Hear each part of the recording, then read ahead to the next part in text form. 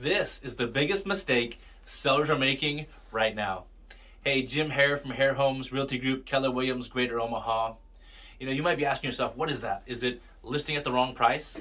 Selling at the wrong time of the year? And it's none of those bigger questions you may be thinking. It's one you're not thinking about. It's sellers are choosing people, agents oftentimes, without asking them really good questions to see if that agent's really qualified to sell their home.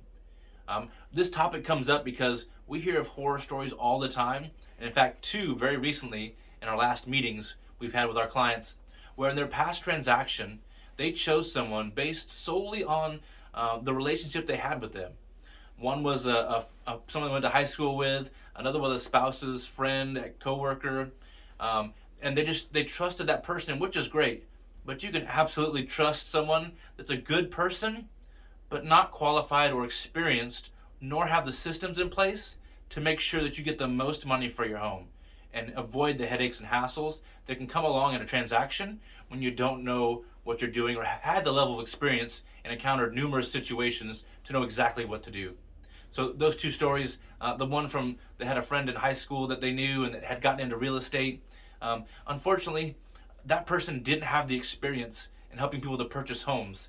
And so the home that they purchased ended up costing tens of thousands of dollars because they didn't have a legitimate home inspector that came through and they didn't do a thorough walkthrough.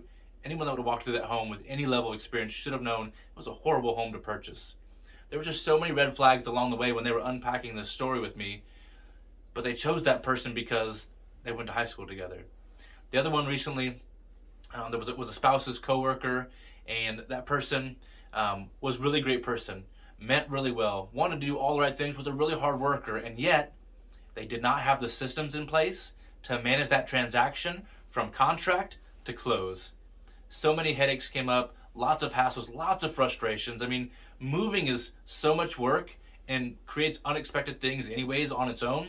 The last thing you need is someone who doesn't have the right systems in place to make sure that when you find the right home, you get at the best price possible, and you move through the negotiation of a home inspection, appraisal process, all these different steps along the way to make sure you get to close without any delays.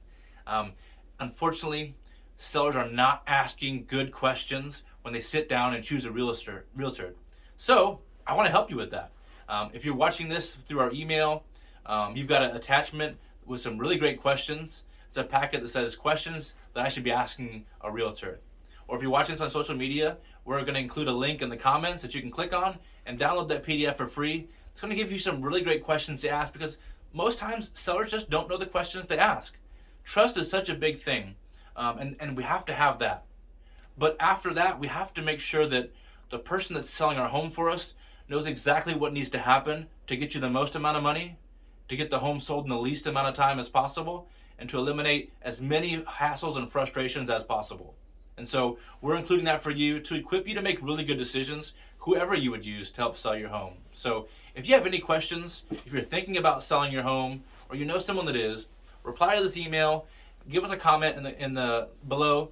Let us know what you're doing. We'd love to speak directly into your situation and give you some really good advice so that you can make the best decision for your family. Guys, thank you so much for tuning in. We'll see you next week. God bless you. Have an awesome day.